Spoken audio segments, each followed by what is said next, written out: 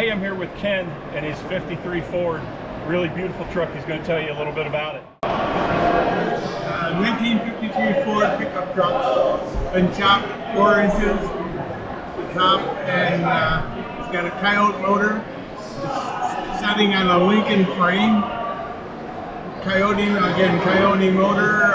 The interior is completely done.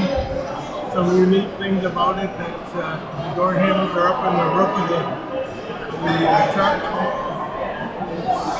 The tail lights are out of a 2013 Nissan Sentra.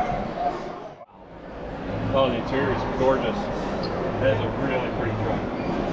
I love the old school pinstripe. What are you talking about? They said, all we have to do, instead of having the latch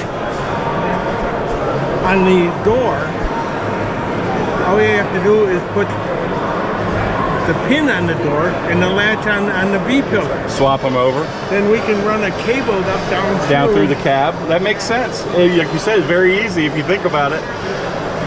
Well, we're talking about where to put the door handles, and I said, I hate the looks of door handles. Yeah.